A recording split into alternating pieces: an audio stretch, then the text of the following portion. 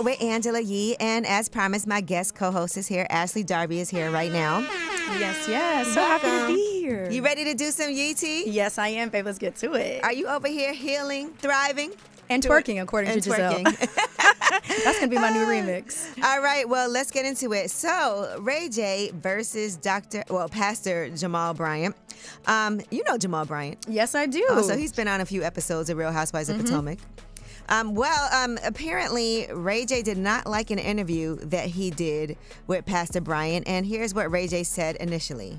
I got nothing but love for Pastor Bryant, but if y'all play that interview, somebody getting snatched off the pulpit, me and Pastor Bryant need to talk because the way I was treated was dirty and illegal. I'm telling you right now, we need to work it out, because if we don't, that's going to be a problem. Oh, wow. Okay. Well, Pastor Bryant responded, and he said, I was so grateful to recently interview one of the few mavericks of this generation, Ray J, who has been more than impactful in many different fields.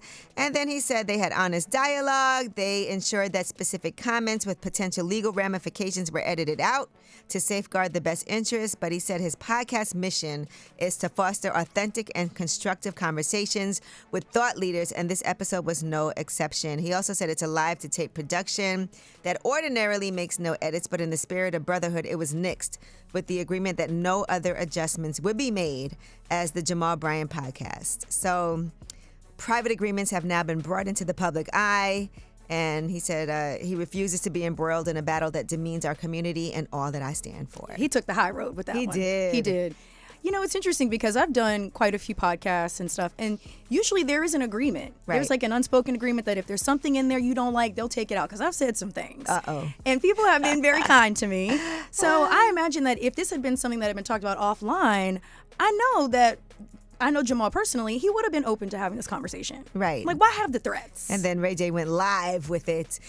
So let me ask you this. What if somebody didn't take it out? Like, what if you said something and you did say it during an interview and they were like, sorry, we're not editing?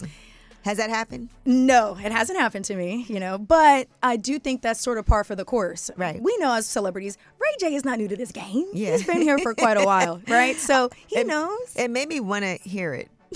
Oh, yeah. Oh, no, I really You want the wanna know, unedited? like, what happened?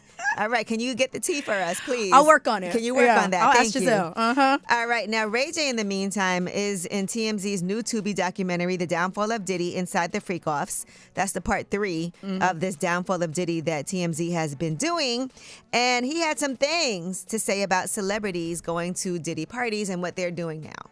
Because I'm hearing about artists paying victims to keep their name out of it. People do catch and kills all day. Somebody has the truth, somebody pays you to keep it quiet, and hopefully that money that you got paid secures your happiness while you watch the lie continue to succeed. Ooh.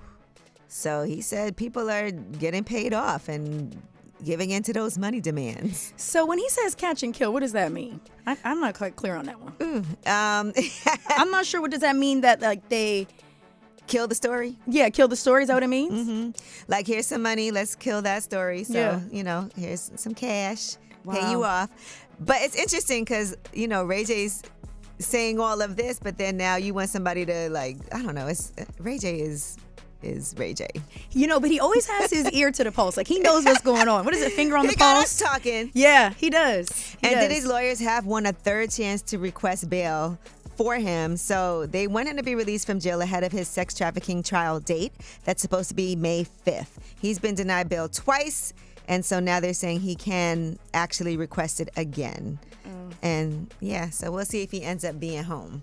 All right, well, that is your Yee Tea. When we come back, we have About Last Night. That's where we discuss what we did last night. You're in New York City, so we're going to find out what you have going on. I'll tell you what I did. It's way up.